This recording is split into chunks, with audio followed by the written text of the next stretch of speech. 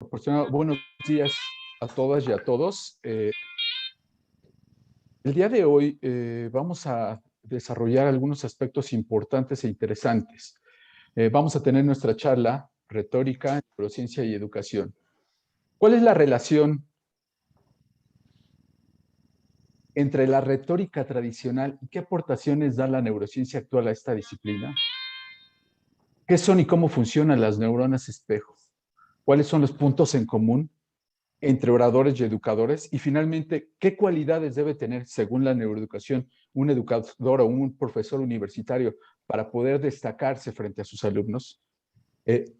Estas preguntas el día de hoy las vamos a desarrollar a partir de nuestra charla de café de retórica, neurociencia y educación. Sin más preámbulo, doy la bienvenida con el objeto de que nos aporte más sobre ese respecto al presidente de la Asociación Internacional de Retórica Arete, doctor Luis Judico Colín. Adelante, doctor. Doctor Alfonso Martínez Jiménez, antes que nada un enorme agradecimiento por su presencia en este nuestro foro, en nuestra asociación que inicia, pero con el ánimo de poder aprender más sobre la retórica.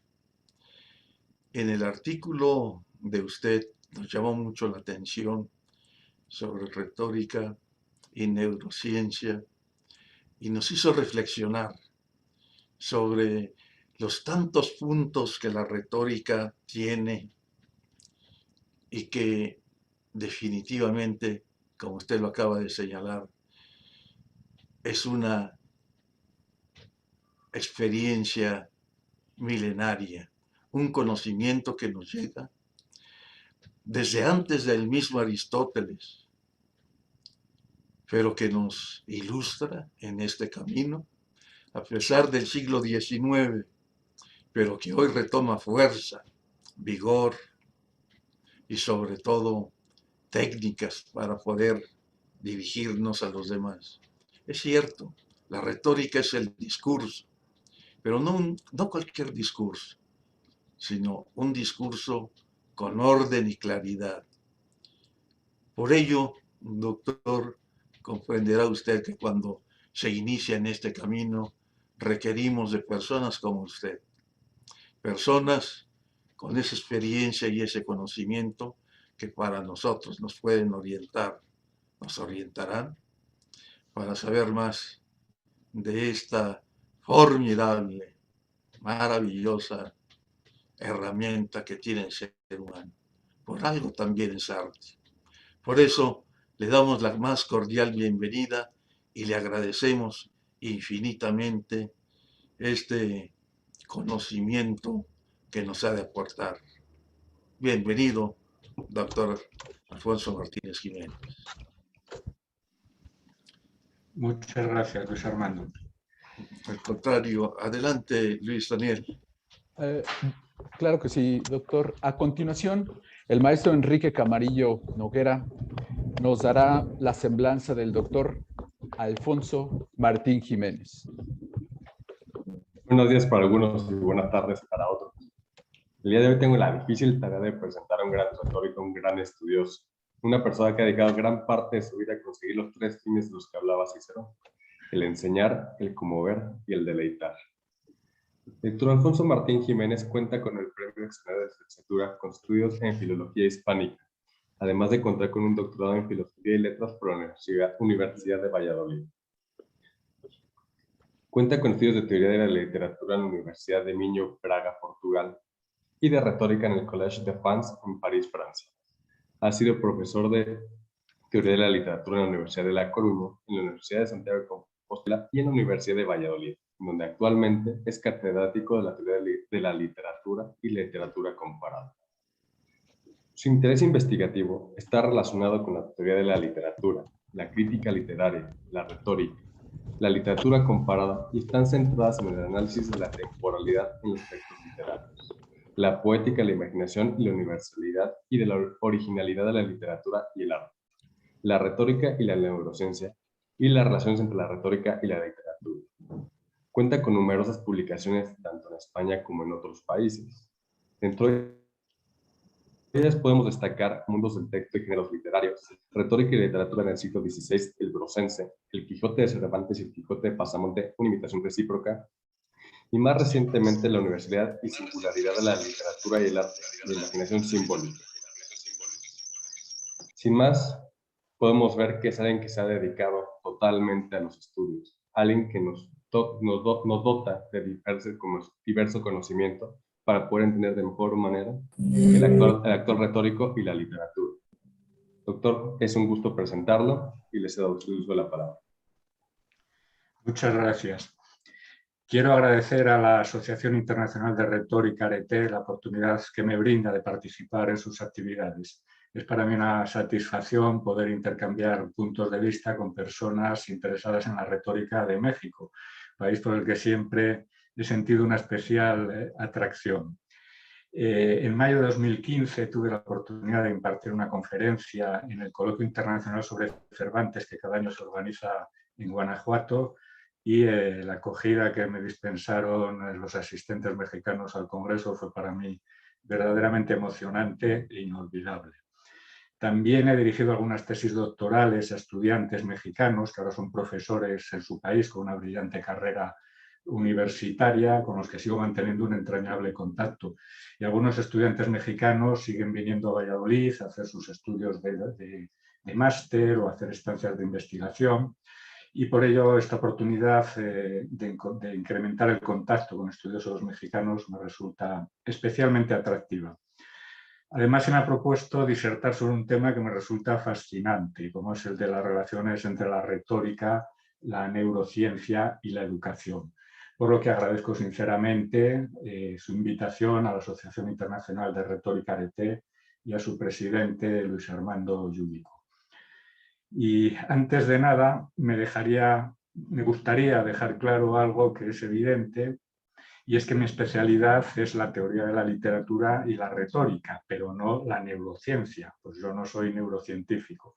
Sí que puedo decir que las investigaciones sobre el funcionamiento del cerebro siempre me han apasionado y que he procurado informarme dentro de mis posibilidades sobre los avances y los descubrimientos de la neurociencia. Afortunadamente hay un gran número de científicos como Antonio Damaso, Joseph Ledoux, Marc Genagot, Marco Iacoboni, Telly Sarot, Stanislas Dehaene, entre otros muchos, que han procurado que sus investigaciones sean conocidas por una gran parte de la sociedad. Estos autores han publicado magníficos libros de divulgación que, sin dejar de ser rigurosos, son asequibles a personas que no somos especialistas en el ámbito de la neurociencia. Yo siempre he sentido una especial predilección por ese tipo de libros y al leer algunos de ellos he comprobado que ciertos descubrimientos de la neurociencia pueden ser muy importantes tanto en el ámbito de la teoría de la literatura como en el de la retórica. Y esto me llevó a realizar algunas publicaciones en las que he tratado de relacionar la neurociencia con esos ámbitos. No faltan científicos que abogan por un acercamiento entre las humanidades y las ciencias. Es lo que hace, por ejemplo, Edward Wilson en su libro Los orígenes de la creatividad humana, de 2018. El problema consiste en que los científicos no suelen tener una formación humanística y los humanistas muchas veces carecemos de formación científica. Pero al menos podemos realizar un acercamiento a través del conocimiento de libros de divulgación rigurosos. Y eso es lo que pretendo hacer en esta charla. Para ello, voy a dedicar mi intervención a analizar las relaciones entre la retórica, la educación y la neurociencia, mostrando que los descubrimientos de la neurociencia corroboran ciertas intuiciones muy importantes de la retórica tradicional y que la oratoria y la docencia, aun siendo prácticas diferentes, comparten muchos aspectos, ya que tanto el orador como el profesor se dirigen a una audiencia con la finalidad de motivarla, ya sea para que adopte una determinada decisión, como en el caso de la retórica, o para estimular su aprendizaje, como en el caso de la docencia.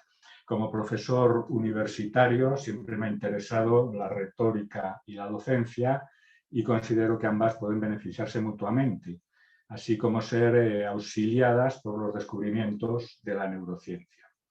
En este sentido, voy a referirme en mi intervención a 3 aspectos que considero muy importantes en los ámbitos de la retórica y de la educación.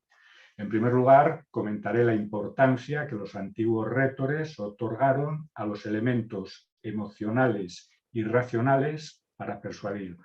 En segundo lugar, me referiré a la importancia que la retórica atribuyó a la operación retórica de la actio o pronunciatio. Y en tercer lugar, comentaré muy brevemente algunas habilidades de los buenos profesores, relacionándolas con las habilidades de los oradores. Por lo que respecta, en primer lugar, a los elementos emocionales y racionales, la retórica estableció desde sus inicios que ambos eran necesarios para lograr la persuasión.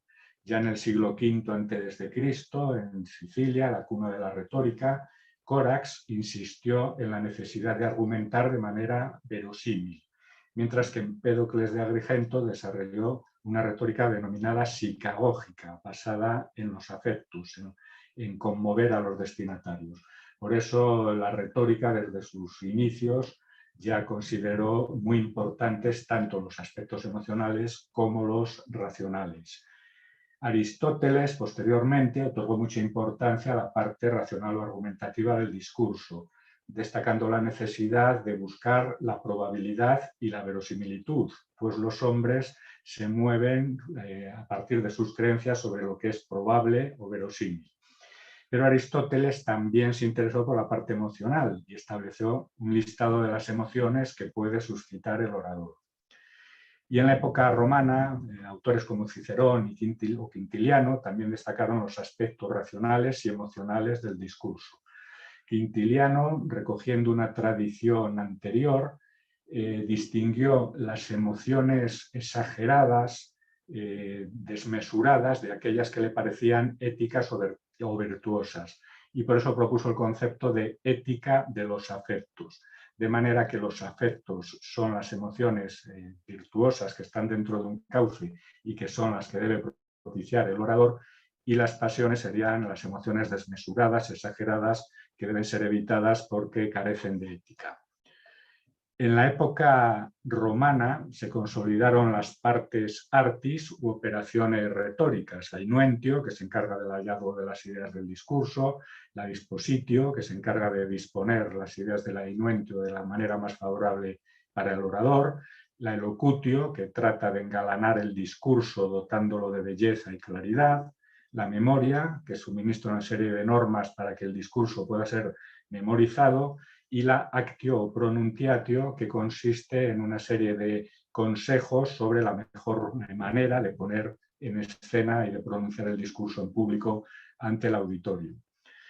Las ideas que pueden hallarse a través de la primera operación retórica, la inuentio, se relacionan con el ethos, el pathos y el logos, es decir, con las costumbres éticas del propio orador, el ethos, con las pruebas racionales del discurso, el logos, y con el movimiento de las pasiones en los receptores, el pathos. Por lo tanto, logos y pathos, lógica y emoción, constituyen aspectos esenciales de la inuentio retórica. Cicerón, en su obra De Inventione, considera que el pathos, es decir, la parte emocional, debe ir en la parte inicial y en la parte final del discurso, mientras que el logos, relacionado con las pruebas racionales, ha de ocupar la parte central. Como es sabido, el discurso retórico consta de una serie de partes, las llamadas partes orationis o partes del discurso, el exordio, la narratio, la argumentatio y la peroratio. Pues bien, los elementos emocionales debían situarse, según Cicerón, en el exordium y en la peroratio, es decir, en la parte inicial y final del discurso, mientras que los argumentos racionales debían figurar en la narratio y en la argumentatio, es decir, en la parte central.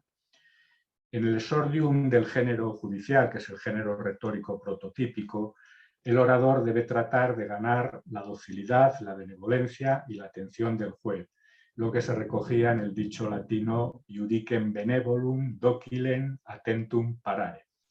Para ello, el orador ha de exponer un resumen del tema que va a tratar, intentando suscitar la curiosidad y el interés, y ha de predisponer emocionalmente al auditorio. En el caso del fiscal, tratando de provocar la ira o la indignación contra el acusado. Y en el caso del abogado defensor, suscitando la misericordia hacia su defendido. Y en el exordium de los géneros deliberativo y demostrativo, también es importante conmover a los destinatarios. Las emociones que hay que comentar en el género político o deliberativo son la esperanza o el miedo, y en el género demostrativo, el odio o el amor. El componente emocional, por lo tanto, se sitúa en la parte inicial de todos los tipos de discursos retóricos. La narratio o narración de los hechos ha de hacerse en la forma en que más convenga al orador y no deja de ser una exposición de pruebas en forma narrativa. Mientras que el argumentatio, la parte más extensa del discurso, recoge todos los argumentos racionales, tanto aquellos que sustentan la propia postura del orador, que constituyen la probatio, como aquellos que van encaminados a refutar los argumentos de la parte contraria, que conforman la refutatio. La narratio y la argumentatio, que constituyen la parte central y más extensa del discurso, recogen por lo tanto su parte racional.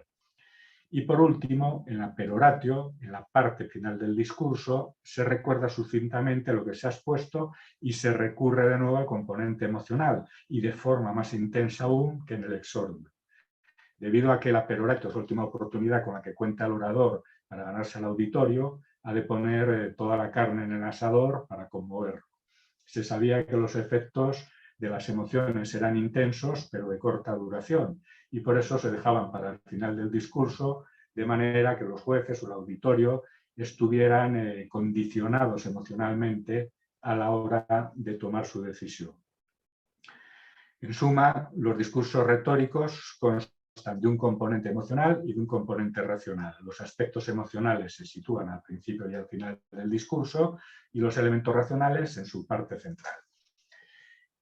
Pues bien, los estudios de neurociencia han ratificado que esa mezcla de elementos emocionales y racionales, así como su disposición en el discurso, guardan un claro paralelismo con los procesos cerebrales de toma de decisiones que se ponen en marcha en la vida real. Hoy sabemos que las regiones prefrontales del cerebro, donde se sitúa el pensamiento, están conectadas por haces neuronales con las regiones del circuito límbico, sistema límbico, una zona del interior del cerebro responsable de las emociones, lo que corrobora que la razón y la emoción están interrelacionadas.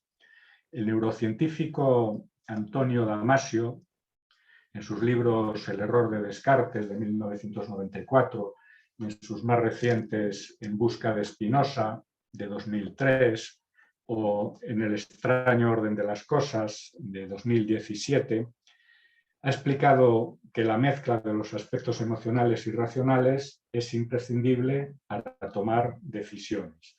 De hecho, las personas que sufren alteraciones en ciertas áreas de la corteza prefrontal y que no son conscientes de sus emociones son incapaces de tomar decisiones.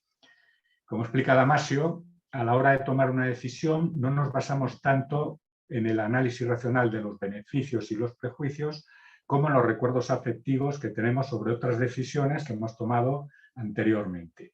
Cuando tenemos que tomar una decisión sobre un determinado asunto, relacionamos las alternativas, incluso de forma inconsciente, con alguna otra decisión que hemos tomado en el pasado. Si el resultado de esa decisión fue negativo, experimentamos un sentimiento corporal desagradable que nos incita a rechazar esa opción. Y si el resultado fue positivo, tendemos a incentivar esa opción. Por ello, las emociones producen de forma automática que descartemos una serie de opciones y que incentivemos otras, de manera que el número de opciones se reduce y eso nos permite tomar decisiones en un tiempo apropiado. Además, se ha comprobado que las emociones no solo juegan un papel importante en el inicio del proceso de toma de decisiones, sino también al final.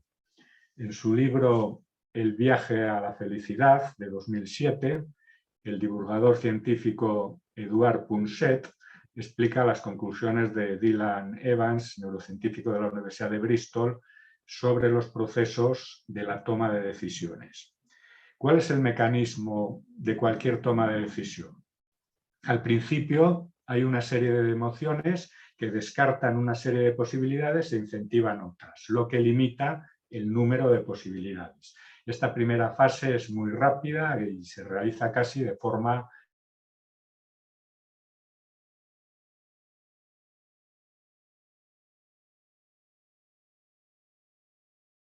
desde un punto de vista, como digo, racional. Pero hay tantos datos que sopesar y tal es tal la proliferación de argumentos que la lógica de la razón no termina de imponerse. Si solo contáramos con la razón, nunca tomaríamos decisiones.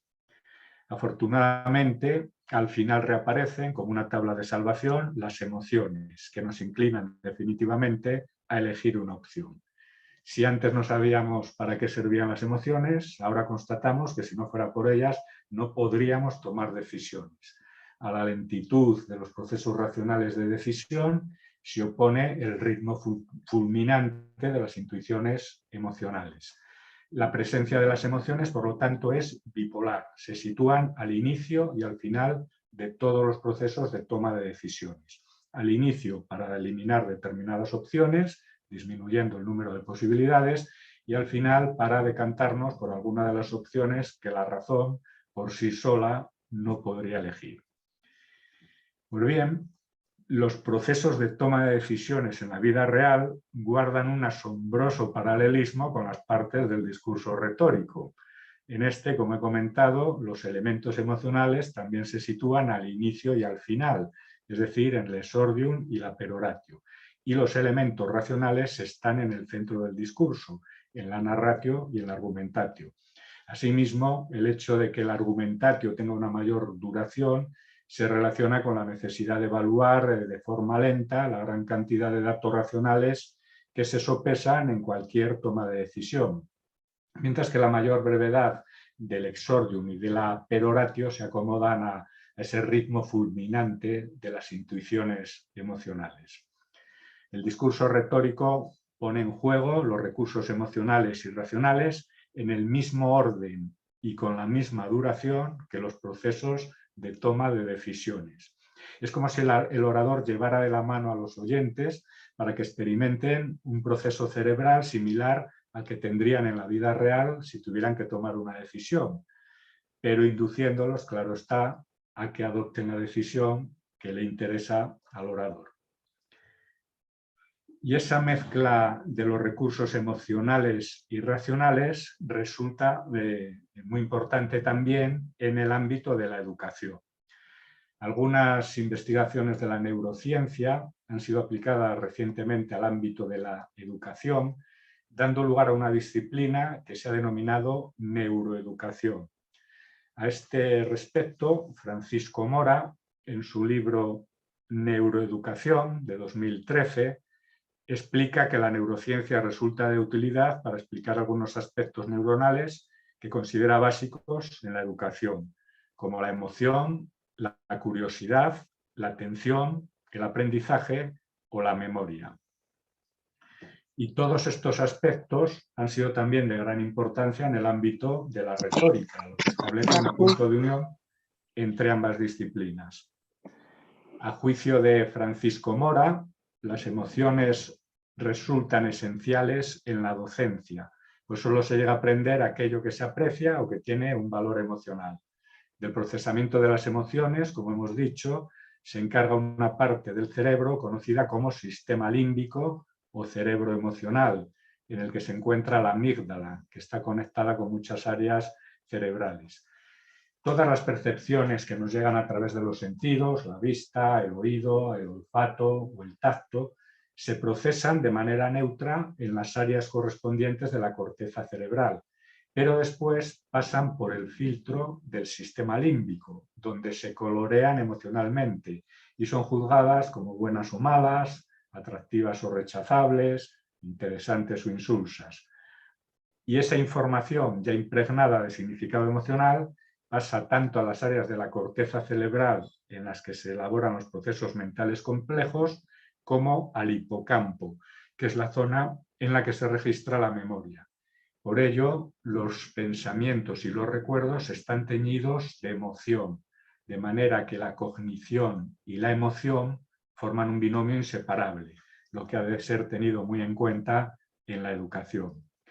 Por lo tanto, suscitar emociones no solo resulta importante en el discurso retórico, sino también en la labor docente. Y es que las emociones son importantes tanto para el que aprende como para el que enseña. Las emociones sirven para provocar y mantener la curiosidad y la atención, y resultan esenciales para sustentar los procesos de aprendizaje y de memoria, pues los recuerdos se fijan y se evocan más fácilmente si están ligados a episodios emocionales. A este respecto, Taylor Sarot, especialista en neurociencia cognitiva, en su libro The Influential Mind de 2017, también destaca la importancia de recurrir a las emociones para transmitir el mensaje, lo que puede aplicarse tanto al ámbito de la oratoria como al de la docencia. A través de las imágenes de resonancia magnética, se ha comprobado que la actividad cerebral de los individuos que escuchan discursos políticos o que visionan películas aumenta o disminuye al mismo tiempo, como si estuvieran sincronizados.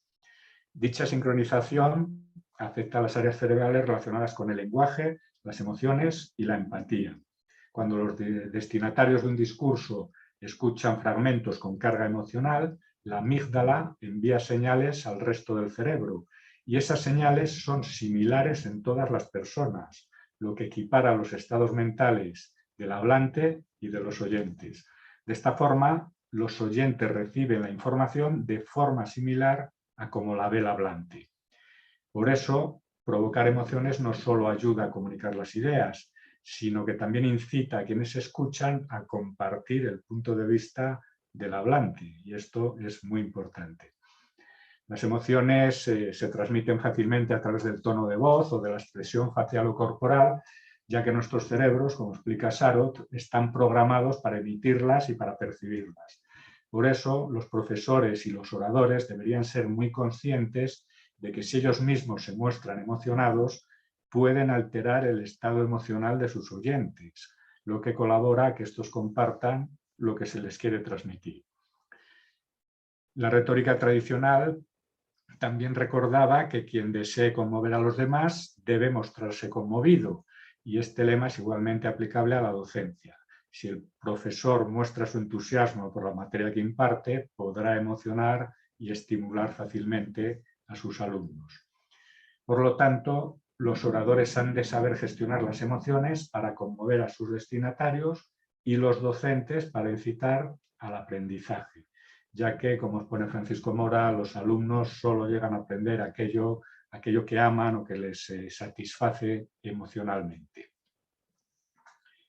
Francisco Mora, en su libro sobre la neuroeducación, que acabo de enseñar, también destaca la importancia de la curiosidad y de la atención, necesarias para cimentar el aprendizaje. A su juicio, sin curiosidad no hay atención ni conocimiento. La curiosidad, lo que es diferente y sobresale del entorno, enciende la emoción y esta a su vez provoca la atención. Los mamíferos somos curiosos por naturaleza, pues la curiosidad nos lleva al conocimiento de aspectos necesarios para la supervivencia. Y hoy sabemos que la satisfacción de la curiosidad produce un tipo de placer mental que comparte circuitos cerebrales con otro tipo de placeres físicos, como los derivados de la obtención del agua o de alimentos o de las relaciones sexuales. Sarot explica que al recibir una recompensa, como obtener agua o alimentos, las neuronas dopaminérgicas del mesencéfalo envían señales a otras zonas del cerebro, como el cuerpo estriado, que procesa las recompensas, y a otras áreas de la parte frontal del cerebro relacionadas con la planificación. Y esos mismos circuitos cerebrales también se activan cuando recibimos información. Esto me parece realmente interesante. Para procesar el conocimiento, el cerebro usa los mismos circuitos que se activan cuando procesa la satisfacción de necesidades básicas para la supervivencia, como la alimentación o la procreación. Y eso indica que el conocimiento y la obtención de información también resultan necesarios para desenvolvernos en el entorno y sobrevivir. y es que el conocimiento facilita la supervivencia y por eso el ser humano es curioso por naturaleza. Y los oradores y los docentes pueden valerse de esa curiosidad para estimular la atención de sus oyentes. A este respecto, Saros explica que los vacíos de información hacen que nos sentamos incómodos y que llenarlos nos resulta satisfactorio. Por eso, puede ser muy útil que los oradores y los profesores creen vacíos de información en sus oyentes, es decir, que les hagan darse cuenta de que desconocen determinadas cosas, porque en cuanto los oyentes son conscientes de que desconocen algo, inmediatamente quieren conocerlo y eso hace que estén a la expectativa.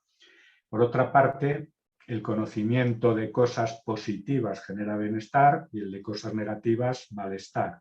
Por ello, a la hora de tratar de persuadir a los demás, Sarot aconseja transmitir los mensajes de manera positiva, resaltando los aspectos más atractivos de las cosas, pues eso hace que los receptores se vuelvan más propensos a dejarse influir. Y en el ámbito de la docencia también es muy importante, como indica Francisco Mora, provocar la curiosidad de los alumnos.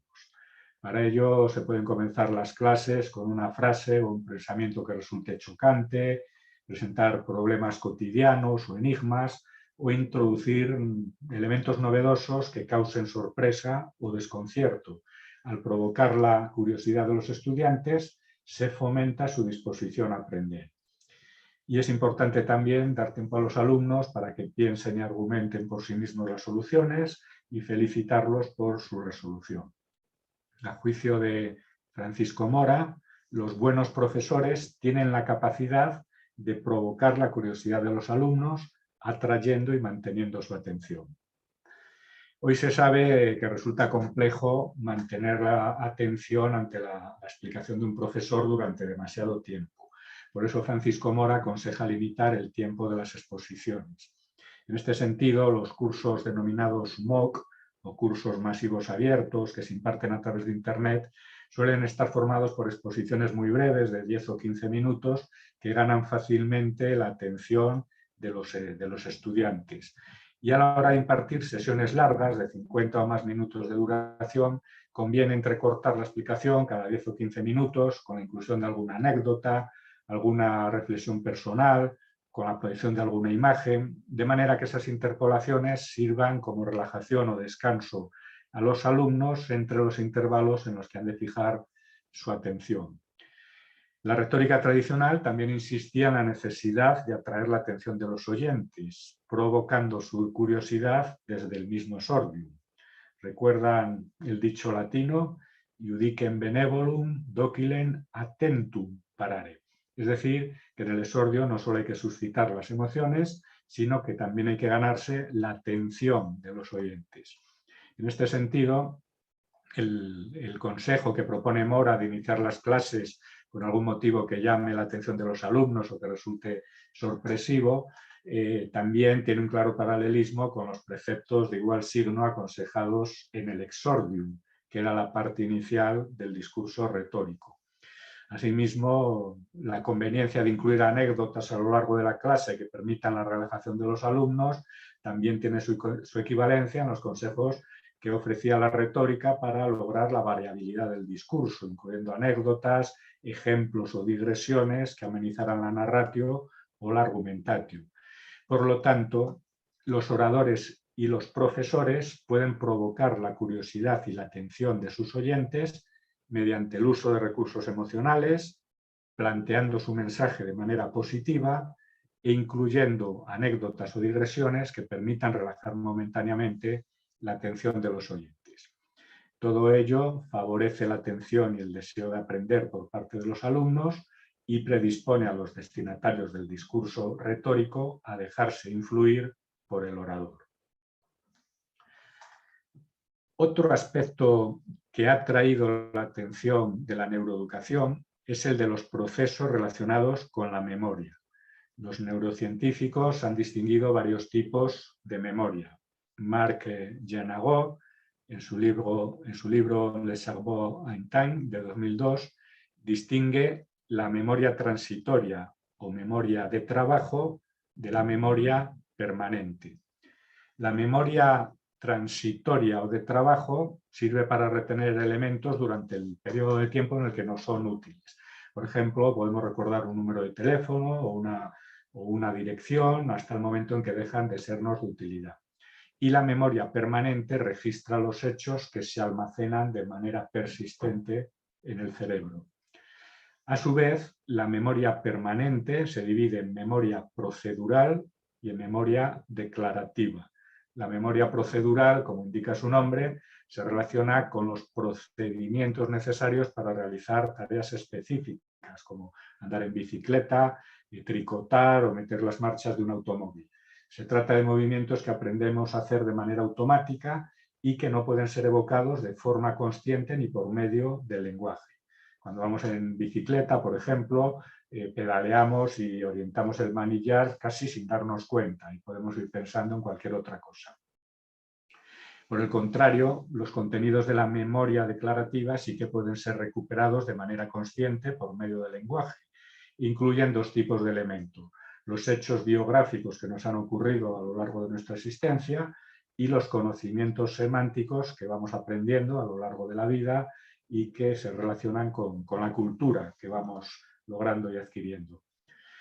La fijación de los hechos biográficos depende del contexto emocional en el que se han producido, de manera que se fijan mejor los acontecimientos negativos de nuestra existencia, después los positivos y por último los intrascendentes. Pero ahora nos interesa más la manera en que se fijan en la memoria los conocimientos que vamos adquiriendo a lo largo de nuestra vida, ya que se relacionan directamente con la educación. Como recuerda Francisco Mora, la retención de los conocimientos se ve favorecida por la repetición. Cuantas más veces se repite un elemento, ya sea mentalmente o de manera oral, más fácilmente se grabará en los circuitos cerebrales de la memoria. De ahí que sea tan importante que los profesores repitan varias veces a los alumnos los conceptos que tienen que asimilar, y los alumnos, por su parte, deben repetir con insistencia los conceptos que quieran memorizar. Pues bien, la conveniencia de repetir de forma insistente los datos para facilitar su memorización ya había sido advertida por la retórica tradicional, que dedicaba una de sus partes artis, la memoria, a suministrar toda una serie de consejos para propiciar el aprendizaje memorístico del discurso. Y entre esos consejos cobraba especial importancia la repetición de los elementos más importantes, que debían ser indicados en el exordium, desarrollados en la narratio y en la argumentatio y recapitulados nuevamente en la peroratio. Por otra parte, la recuperación de los conocimientos aprendidos puede hacerse más difícil con la edad. A medida que nos hacemos mayores y que nos adentramos en la vejez, nos va costando cada vez más recordar ciertos nombres o ciertos contenidos. Sin embargo, la memoria procedural, que tiene que ver con la realización de movimientos automatizados, como andar en bicicleta, tricotar o conducir un automóvil, permanece intacta a lo largo de la vida. Una vez que aprendemos a andar en bicicleta, no lo olvidamos nunca. Así que podríamos aprovechar esa persistencia de la memoria procedural para mejorar nuestra técnica expositiva y, más concretamente, los automatismos relacionados con la operación retórica del actio o pronuntiatio. Sería muy conveniente, a mi modo de ver, que los oradores y los profesores incorporaran a su memoria procedural los automatismos relacionados con dicha operación retórica, a la que me referiré brevemente en la segunda parte de mi intervención. Pero yo anticipo que poner en práctica esta operación puede resultar muy dificultoso, pues a muchas personas les cuesta mucho hablar en público, les cuesta mucho mirar a su auditorio o les cuesta gesticular con naturalidad para resaltar los contenidos. Pero con un poco de práctica es posible llegar a automatizar estos procedimientos de forma que surjan con naturalidad y sin esfuerzo. Y eso permite centrarse en los contenidos que se quieren expresar. Por eso sería muy conveniente que los profesores o que las personas que tienen que hablar frecuentemente en público hicieran un esfuerzo desde el inicio de su carrera para incorporar todos estos automatismos del actio o pronuntatio a su memoria procedural, de manera que pudieran ejecutarlos de forma mecánica, natural y sin ninguna dificultad. Una vez comentada la relevancia de los aspectos emocionales y racionales en los ámbitos de la retórica y de la educación, pasaré a ocuparme, en la segunda parte de mi intervención, de la importancia que la retórica tradicional otorgó a la operación retórica de la actio o pronunciatio. Como es bien sabido, esta operación retórica proporciona consejos para pronunciar y escenificar el discurso ante el auditorio y se relaciona por un lado con los gestos, los movimientos y la apariencia del orador y por otro lado con la forma de usar su voz. Hemos hablado anteriormente de la conveniencia de suscitar emociones en los oyentes y la mejor manera de suscitarlas consiste en que el propio orador se muestre conmovido. Para ello, la retórica otorga una gran importancia a la emoción que transmite al orador por medio de su voz y de su gesticulación, aunque siempre dentro de los límites que marca el decoro y sin caer en exageraciones. En este sentido, la retórica estipula que los gestos y la voz del orador deben ajustarse al contenido del discurso, de manera que lo resalten sin contradecirlo. Pues bien, esta estrecha relación entre el lenguaje y la gesticulación, enfatizada por la retórica, ha sido confirmada por la neurociencia. En este sentido, el reciente descubrimiento de las neuronas espejo ha venido a refrendar la importancia de esa operación, de esa relación, mejor dicho, entre el habla y la gesticulación. Las modernas técnicas de exploración cerebral permitieron descubrir, a partir de la década de 1990, las llamadas neuronas espejo, situadas en el lóbulo frontal y en el lóbulo parietal de nuestro cerebro. Se trata de un tipo de neuronas motoras y perceptivas que no solo se activan cuando hacemos una acción, sino también cuando vemos que otra persona la realiza. Cuando vemos a otra persona realizar una acción en un contexto determinado, las neuronas espejos simulan en nuestro cerebro, sin que lleguemos a hacerla, la acción de la otra persona, lo que nos permite comprender de forma inconsciente y automática su intención. Pues es la misma que tendríamos nosotros si realizáramos esa acción. Las neuronas espejo se denominan así porque simulan en nuestro cerebro las acciones que vemos hacer a otras personas. Marco Iacoboni, en su libro Las neuronas espejo, de 2008, explica que este tipo de neuronas nos ayudan a simular en nuestro cerebro las intenciones de los demás y eso nos permite entender sus estados mentales. Pero las neuronas espejo no solo se relacionan con el entendimiento de las intenciones de los demás, sino también con la comprensión de sus emociones. Cuando vemos a una persona gesticular al transmitir una emoción como dolor, odio, alegría, tristeza, nuestras neuronas espejo simulan automáticamente en nuestro cerebro esos mismos gestos y así podemos comprender lo que nosotros mismos sentiríamos si estuviéramos en el lugar de la otra persona. Las neuronas espejo permiten que todas las personas estemos interconectadas, lo que demuestra que somos seres sociables programados para compartir nuestras experiencias. Como explica Marco Iacoboni, este tipo de neuronas permite comprender el contagio emocional que provocan los actores de cine o del teatro. Cuando vemos a los actores reír o sufrir, sentir odio o amor, las neuronas espejo simulan en nuestro cerebro esas mismas emociones, permitiendo comprender sus estados anímicos y favoreciendo nuestra empatía con ellos. Y las neuronas espejo también se activan cuando leemos una novela. Al leer que un personaje realiza alguna acción en un contexto determinado, las neuronas espejo se activan en nuestro cerebro para permitirnos comprender la intención o las emociones de ese personaje. Pues bien, al igual que las neuronas espejo se activan cuando observamos a los actores de las obras dramáticas o cinematográficas o cuando leemos una novela, también se activan cuando vemos gesticular a los oradores que hablan en público. Marco Iacoboni explica que los gestos y el lenguaje están íntimamente relacionados. Una de las áreas cerebrales que se sitúan las neuronas espejo, en el lóbulo frontal, es también el área de Broca, relacionada con el lenguaje. Y nuestras neuronas espejo permiten que cuando vemos y oímos a otras personas hablar y gesticular, simulemos en nuestro cerebro sus palabras y sus gestos, y así comprendemos fácilmente lo que nos quieren transmitir. Como explica Jacoboni, los gestos que acompañan al discurso tienen una doble función. Ayudan a los hablantes a expresar mejor sus emociones y sus pensamientos y ayudan a los destinatarios a entender lo que se está diciendo.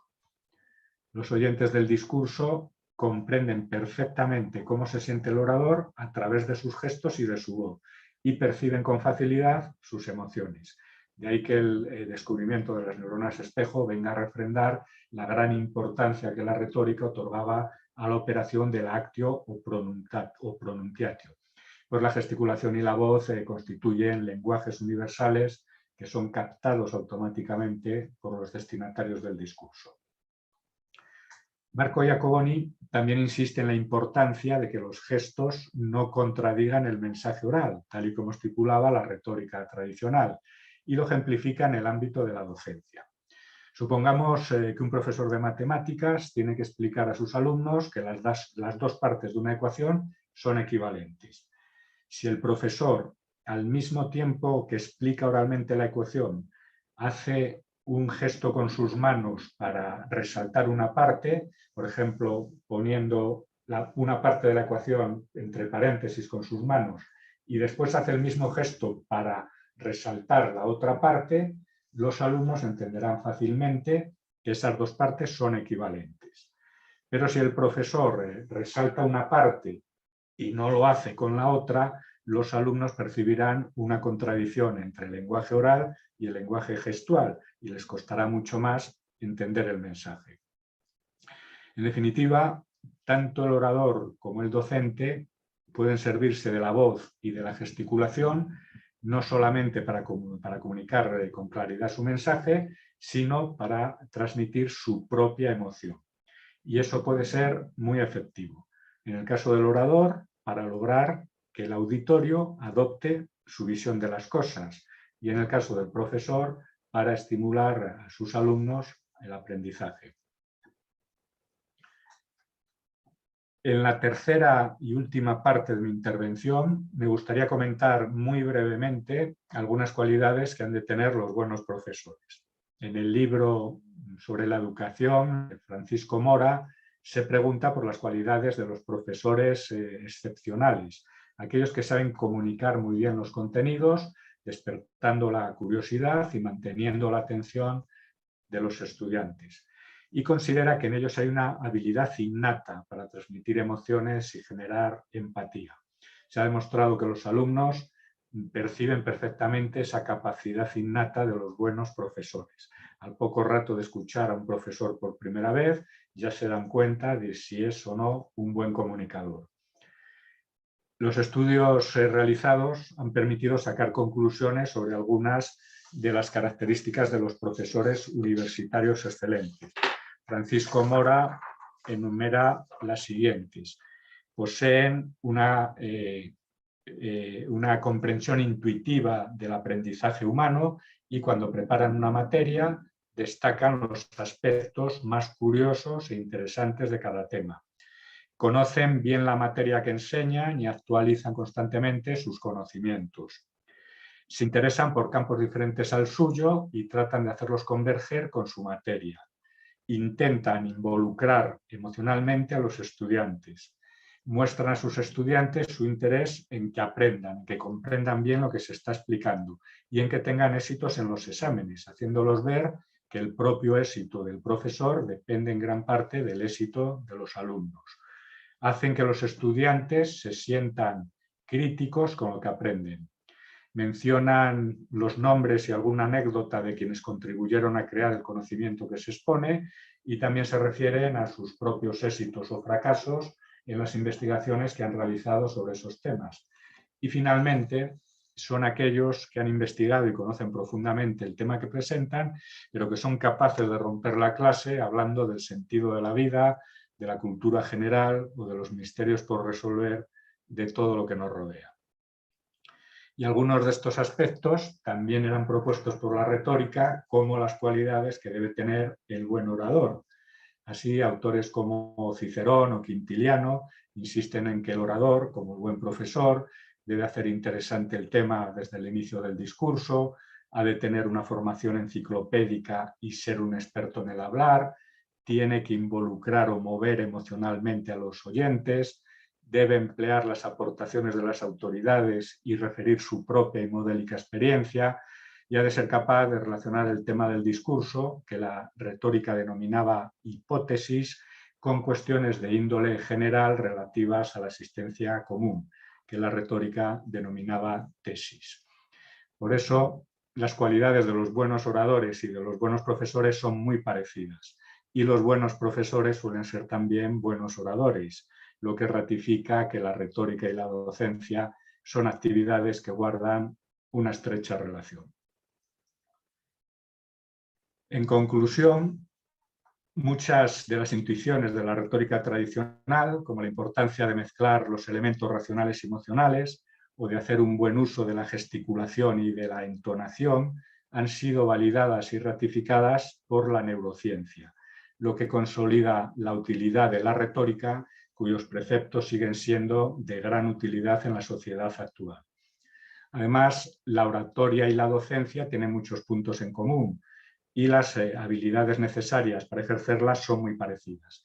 Y aunque, como afirma Francisco Mora, algunas cualidades de los buenos profesores oradores puedan tener un componente instintivo o innato, la buena noticia es que cualquiera que desee mejorar su técnica expositiva puede lograrlo.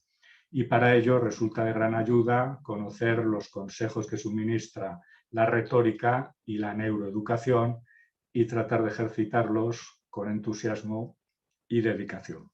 Muchas gracias por su atención. Muchas gracias, doctor. Muy interesante. Tengo algunas preguntas ya. ¿Podríamos hacérselas llegar de una vez para irlas contestando de una en una? ¿Le parece bien, doctor? Bien, bien. Bien, la primera, le mandan felicitar. Esta felicitación yo no creo que es de extensiva y es de parte de todo el auditorio, porque en realidad es muy interesante y nos permite darnos cuenta que la retórica sigue vigente hasta nuestros días y ha sido a partir de los conocimientos científicos comprobados, esas prácticas que se daban ya en la antigua Grecia con la retórica y con los antiguos retores. Bien, una de estas preguntas nos dice, hablando de la neuroeducación y de acuerdo con este innovador sistema de clases virtuales derivado de la pandemia, ¿considera que puede perderse la apreciación de las emociones por parte del escucha para poder accionar las neuronas espejo? Ello tomando en consideración que si bien se aprecian cambios de tonos y volumen de voz, incluso rítmico, lo cierto es que no puede apreciarse la gesticulación del orador o profesor.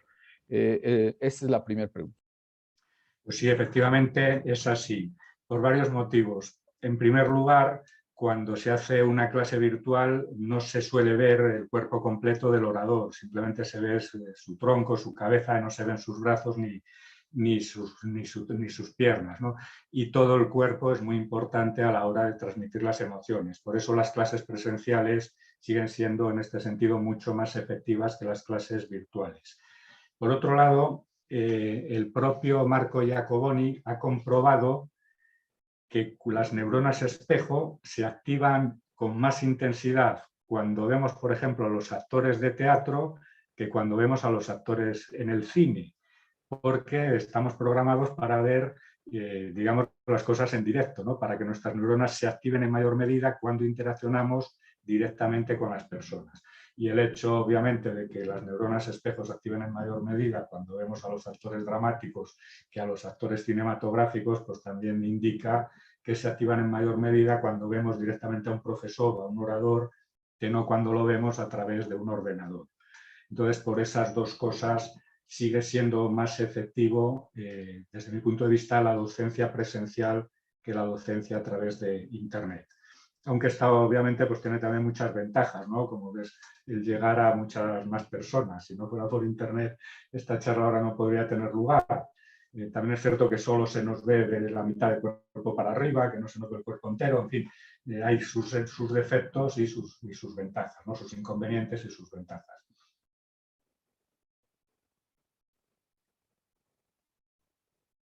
Muchas gracias, doctor. Otra pregunta es, ¿qué sugiere para incorporar a la memoria procedural automatizaciones retóricas? Bueno, esto tiene que ver con los mecanismos de la actio pronunciatio, que es seguramente la operación más difícil de poner en práctica. Uno puede construir el discurso, puede memorizarlo, pero a la hora de ponerlo en público pues vienen las grandes dificultades, especialmente en la gente que comienza a hacerlo, porque mucha gente se siente insegura, tiene miedo de hacer el ridículo. Pronunciar un discurso en público es muy difícil porque estamos en una situación de inseguridad total.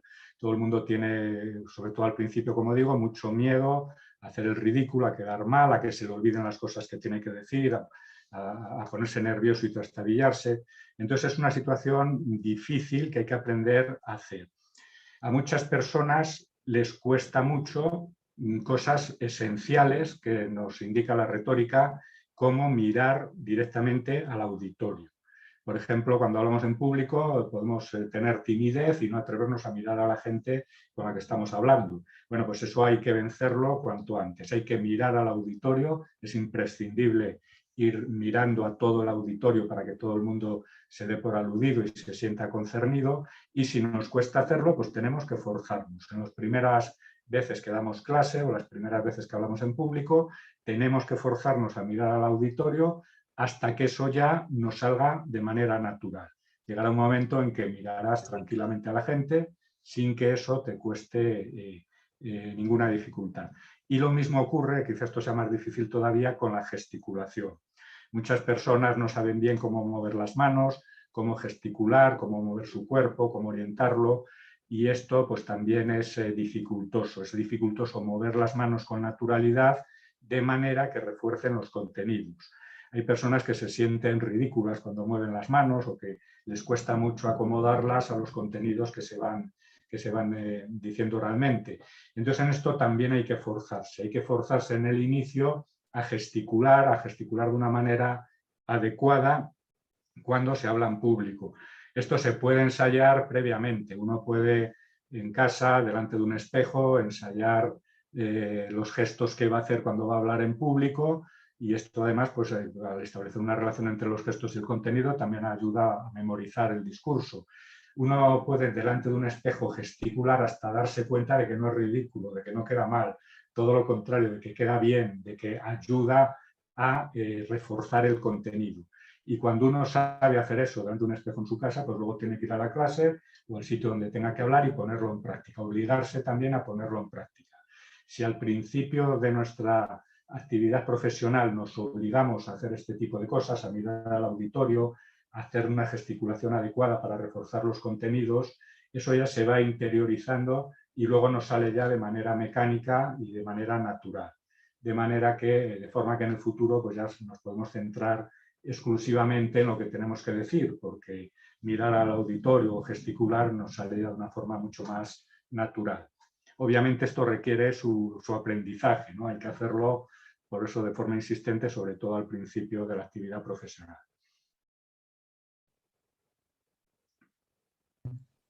Otra pregunta más que me imagino, yo creo que yo también tengo esta inquietud derivado de esta situación. Nos decía usted, bueno, yo no soy experto en neurociencia, pero sin duda usted se ha documentado muy bien sobre la neurociencia y nos ha llevado y ha llevado estos conocimientos de la neurociencia a partir de comprobar cómo la retórica ya nos daba estas prácticas milenarias y que son efectivas. Entonces, ¿cómo puede surgir la empatía a través de las neuronas espejo o las neuronas de la empatía con el uso de una mascarilla o cubrebocas en niños y adultos? ¿Cómo afectará a corto, mediano o largo plazo la utilización de esos cubrebocas? Con relación a esto que nos está aconteciendo. Pues obviamente lo dificultará la empatía, porque no es lo mismo ver toda la cara de una persona que no ver solo sus ojos. Los ojos también son muy importantes, a través de los ojos se pueden transmitir emociones, pero claro, es mucho más fácil transmitirlo a través de todo el rostro que no solo a través de los ojos. De hecho, hay veces en que estoy en clase y un estudiante me hace una pregunta y miro a otro distinto, porque la mascarilla me ha impedido darme cuenta de quién era el que había hecho la pregunta. Contesto a uno que no ha hecho la pregunta. Sí. Entonces me hace así un gesto como diciendo que no he sido yo. Entonces ya tienes que mirar al que realmente te ha hecho la pregunta. Dificulta la comunicación en todos los sentidos. Casi no sabes ni quién ha hablado en una clase. Y por lo tanto, pues obviamente, pues, es una dificultad. También hemos aprendido a reconocer a las personas solo a través de sus ojos cuando van con mascarilla y a reconocer sus emociones, ¿no? Es un aprendizaje que al que nos hemos visto forzados cuando la gente va con mascarilla. Pero obviamente sería mucho más fácil transmitir la empatía sin usar mascarillas. Esa es otra de las ventajas, por ejemplo, de Internet en época de pandemia. Ahora estamos todos sin mascarillas. Si estuviera yo en clase, tendría que estar con la mascarilla puesta. Claro, sí, por supuesto. Eso nos acontece. Y derivado de esta circunstancia, yo leía lo que es su ensayo, su escrito, La retórica clásica y la neurociencia actual. Nos da algunos elementos y las emociones y la persuasión también. Este elemento me gustó mucho algunos comentarios que usted precisamente nos hacía sobre los consejos o cómo se tendría que ser un buen profesor, qué tendría que tener un profesor universitario. Ya ya nos hizo algunos comentarios sobre ese tema. En concreto, ¿cuál sería el consejo para que el docente estimulara adecuadamente la curiosidad del educando? Esta es una pregunta que nos hacen. Yo la percibí hace unos momentos, pero quizá la persona que nos la hace, no sé si nos pueda resumir a lo mejor un poquito cuál sería un buen consejo. Bueno, según Francisco Mora, que se refiere a ese tema en su libro sobre la neuroeducación, esa es una habilidad en gran parte innata. Hay personas que perciben lo que resulta curioso y lo que resulta atractivo y se lo transmiten también a sus alumnos. Pero en tratándose de una cualidad que pueda ser innata, también es obvio que cualquier persona que trate de ejercitar esa opción pues puede hacerlo. ¿Cómo suscitar la curiosidad? Pues tratando de relacionar el tema con cosas de la existencia, por ejemplo, o haciendo preguntas sobre cosas que los alumnos no se hayan planteado nunca. Preguntas de cualquier tipo, ¿no? En mi clase, siempre que se me ocurre alguna cosa, pues se lo pregunto a los alumnos para suscitar su curiosidad, que pueden ser las cosas más variadas dependiendo de lo que estés hablando. ¿Os habéis preguntado alguna vez por qué nos gustan los paisajes o por qué determinados rostros nos resultan hermosos? Bueno, pues si nunca se lo han planteado, pues enseguida empiezan a planteárselo y eso atrae su curiosidad. Obviamente, esto hay que hacerlo con respecto al tema del que se esté hablando. Al comenzar la clase, dependiendo de aquello de lo que vayas a hablar, se puede hacer algún tipo de pregunta que suscite la curiosidad, relacionándola en la medida de lo posible con temas de la vida diaria de los alumnos o incluso de temas de actualidad. Eso suele ser muy efectivo. Relacionar, si es posible, lo que se está contando en la clase con algo que haya pasado hace poco y que haya salido en las noticias y que todo el mundo conozca. Ese tipo de cosas pueden ayudar a suscitar la curiosidad. Básicamente depende obviamente de cada disciplina. Algunas será más complicado suscitar la curiosidad que en otras. Pero cuanto más facilidad tenga también el profesor para ver qué pueda resultar interesante, más fácil será.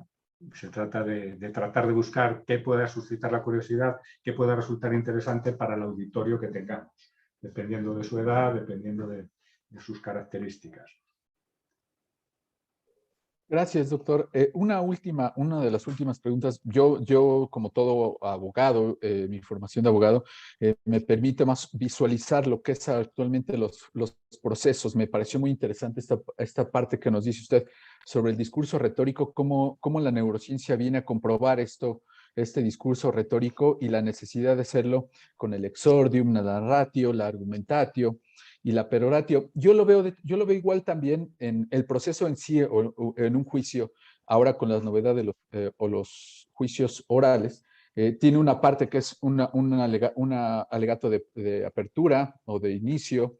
Algunos le dicen después o posteriormente viene la fase probatoria, que podría yo decir que es la primera parte del exordium, la parte un poco emocional.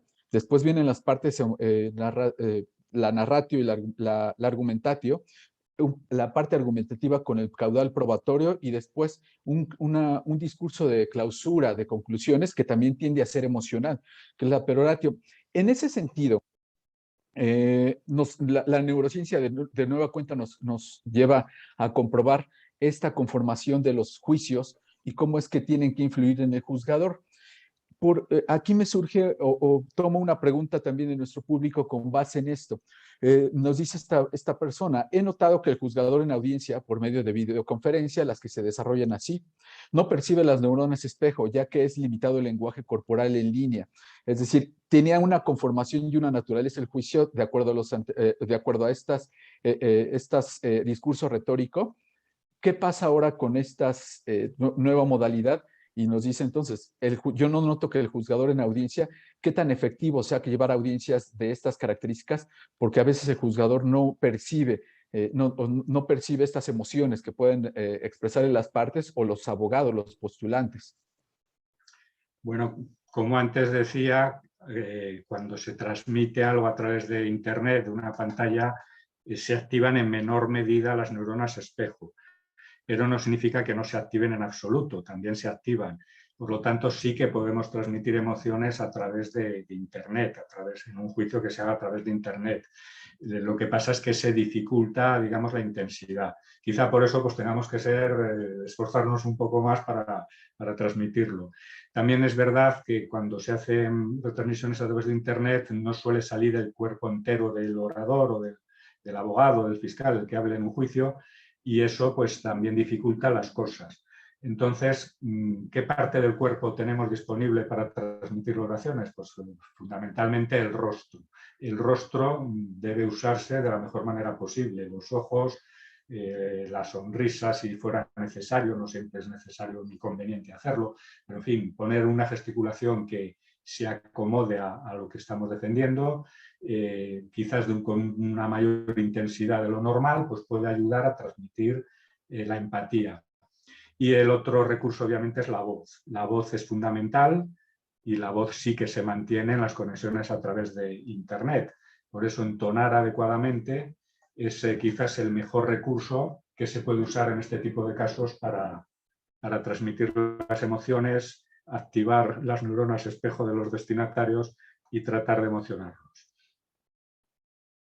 Entonces, para cumplir, sería ideal para iniciar estos discursos como consejo para los abogados postulantes, que así lo hagan a través de estas vías virtuales, lleven a cabo en su inicio y refuercen su discurso con gestos icónicos que permitan dejarle al juez, al juzgador, algo muy, muy tangible en su expresión, en sus expresiones. Yo creo que sí. Si lo permite, digamos, el ángulo de la cámara, si se nos ven las manos, pues hay que utilizar las manos. Si no se ven, pues habrá que utilizar la parte del cuerpo que se vea. Eso ya depende de las circunstancias. Pero todo tipo de gesto, ya sea con el rostro, ya sea con las manos, por supuesto que es apropiado para digamos, reforzar los contenidos y tratar de estimular las neuronas de espejo de quienes nos escuchan, porque la gesticulación se percibe automáticamente. Aunque cada uno haga gestos particulares, el sentido de los gestos se entiende perfectamente, se entiende de manera inconsciente y de manera automática. Entonces, si podemos usar las manos, mucho mejor que si no podemos usarlas. Si el ángulo de visión de la cámara nos impide que entren las manos, pues habrá que utilizar el rostro o aquella parte que se vea, ¿no? Pero si nos ponemos un poco más lejos, si es posible, y se ve más, digamos, de cintura para arriba y también se ve la gesticulación de las manos, pues obviamente las manos ayudan mucho y pueden ser muy útiles para transmitir emociones. Gracias, muchas gracias, doctor. Aprovechando con su tiempo, no sé si nos puede hacer finalmente alguna recapitulación sobre lo que es, cómo aprovechar todo este conocimiento entre la retórica, estos conocimientos que se comparten, la retórica y las neuronas espejo, cómo aprovecharlas al máximo, incluso en nuestra vida cotidiana. Entiendo que las profesiones tienen distintas ocupaciones, distintas actividades, se desarrollan de distintas formas, pero cómo aprovechar al máximo en nuestra vida cotidiana estas neuronas espejo y el conocimiento que nos ha dado la retórica y que he comprobado con esta neurociencia. Bueno, yo creo que hay algunos aspectos básicos que son muy importantes. Por ejemplo, es muy importante llegar a conocer que cuando un orador habla y expone elementos emocionales, toda su audiencia se sincroniza cerebralmente con él y que la emoción, por lo tanto, permite que los oyentes adopten el punto de vista del hablante. Esto que lo destaca Talisarot me parece fundamental. Cualquier persona debería ser consciente de que si se muestra emocionado, puede emocionar y cambiar el estado mental de sus oyentes. Cualquier profesor que muestre entusiasmo por la materia que imparte puede entusiasmar a sus alumnos, mientras que si muestra aburrimiento o desgana, pues sus alumnos no van a tener más que desgana o aburrimiento. Entonces, el ser conscientes de eso creo que es muy importante. Es muy importante que sepamos que si mostramos nuestra emoción podemos influir en el estado anímico de los oyentes, que es muy fácil influir en ellos. Basta con sentirte contento para que quienes están contigo se sientan contentos. Entonces, en una clase hay que crear un buen ambiente, por ejemplo, y hacer que los alumnos sientan que tú estás entusiasmado para que ellos puedan entusiasmarse también. Y esto que pasa en la docencia yo creo que se puede extrapolar a cualquier tipo de situación de cualquier profesión o incluso, como dice, en la vida personal. Siempre que uno se muestra de una determinada manera desde el punto de vista emocional, puede influir en las personas con las que está hablando, en una clase, en un juicio o tomando un café con los amigos. Entonces, ser conscientes de eso creo que es muy importante. Muchas gracias, doctor, por sus conocimientos. Agradezco mucho. A continuación, la licenciada Magali Liliana nos hará unas breves conclusiones sobre su plática, sobre su charla, la charla que hemos desarrollado con usted y muy interesante. Y posteriormente harán uso de la palabra para dirigirse a usted, la licenciada Angélica del Moral. Adelante, Magali. Gracias. La Asociación Internacional de Retórica Arete y todos los aquí presentes, hoy hemos tenido la valiosa oportunidad de aprender del doctor Alfonso Martín Jiménez. Dentro de las muchas aportaciones y de manera sintetizada, podemos concluir que conocimos la importancia de algunos de los antiguos retores, quienes desde la antigüedad destacaron la necesidad de probar la verosimilitud de un discurso, al mismo tiempo que destacaban la relación que tiene la parte emocional y la racional. Conocimos que con los recientes estudios de la neurociencia se ha comprobado que para la toma de decisiones nos basamos en los recuerdos afectivos, relacionando decisiones emocionales del pasado, dando así suma importancia a las emociones del ser humano. Respecto a su relación con la educación, podemos destacar la importancia que tiene la retórica en la labor docente, pues las emociones resultan esenciales en los procesos de enseñanza y de aprendizaje de los estudiantes, fortaleciendo la atención, la curiosidad y el placer mental de quienes reciben nuestro mensaje, estimulando así los componentes racionales como emocionales. Aunado a ello, conocimos la importancia y el papel que juega la memoria en la adquisición de los conocimientos. Además, que las neuronas espejo nos permiten comprender las intenciones de los demás, ya que al simular en nuestro cerebro las acciones de los demás, podemos llegar a comprender lo que sentiríamos si estuviéramos en el lugar del otro. Finalmente, el doctor Martín Jiménez destacó las cualidades del buen profesor. Algunas son la comprensión intuitiva del aprendizaje humano, los conocimientos de la materia que enseñan, la relación que establecen con otras materias, el intento que realizan para que el estudiante se sienta crítico con lo que aprende y tenga éxito, así como poseer las habilidades de un buen orador. Es así que sin duda hoy en México y en distintos lugares del mundo nos hemos iniciado o hemos fortalecido nuestros conocimientos sobre retórica, neurociencia y educación. Gracias, doctor Romo. Muchas gracias, Magali. Un resumen excelente. A continuación, Angélica del Moral, por favor, va a hacer uso de la palabra para dirigirse al doctor Alfonso Martín.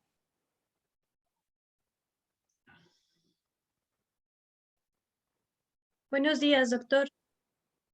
Buenos días. Antes que nada, reiterarle la felicitación que se ha hecho por su interesante, verdaderamente tema de retórica, neurociencia y educación. En ese tenor y a nombre de Asociación Retórica Internacional Arete, le otorgamos el reconocimiento por su encantadora participación, por su capacidad de síntesis, por esa capacidad de reflexión que ha dejado en todos nosotros. Permítame un momento, déjeme ver si podemos compartirlo.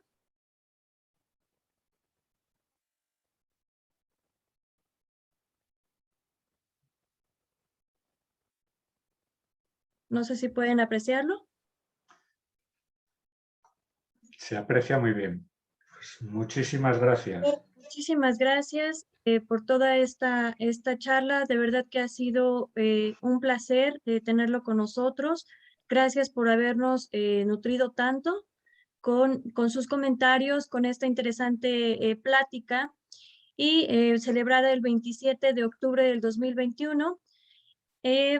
Y siendo así, firma el doctor Luis Armando Yudico Colín como presidente de esta asociación internacional y quedo a sus órdenes. Yo soy la maestra Angélica del Moral Martínez, agradeciéndole por supuesto su intervención, haber dilucidado todas nuestras dudas y invitándolo para que en la breve podamos realizar otra charla de este tipo, de carácter tan interesante como lo fue el día de hoy. De tal modo que si no hay nada más que agregar, siendo las 9:20 del día 27 de octubre del 2021, daríamos por cerrada esta charla, agradeciéndole infinitamente todas las aportaciones y todo este conocimiento que sin duda alguna nos suma. Es cuanto. Muchas gracias, ha sido un placer. Muchas gracias, doctor. Cedo el uso de la voz al doctor Luis Armando Yudico Colín, presidente de la Asociación Internacional de Retórica, ARETE. Doctor, una vez más el agradecimiento. Creo que esta charla, esta plática, nos une profundamente en torno a la retórica y a la neurociencia. Es maravilloso haber escuchado, pero sobre todo estos lazos que nos van a unir a partir de ahora entre su Universidad de Valladolid y esta asociación de retórica incipiente que aspira a conocer más la retórica. Estos conocimientos nos van a ayudar mucho y esperamos que sea usted un asesor de nuestra asociación para que nos vaya ilustrando en este camino, que es un camino en verdad de belleza, de arte, de técnica, pero también de mucho conocimiento. Le estamos, a nombre de esta asociación, profundamente agradecidos. Muchas gracias, doctor Alfonso Martín Jiménez. Brindo un aplauso. Muchas gracias. A ustedes. Hasta luego, doctor. Hasta luego. Y un agradecimiento también, aprovecho a todos los que nos han escuchado, han estado con nosotros en estos momentos difíciles por el horario, pero espero que la próxima reunión nos vuelvan a acompañar. Muchas gracias. Gracias. Gracias a ustedes. Gracias, doctor. Buenos Saludos días desde a todos. Veracruz, México.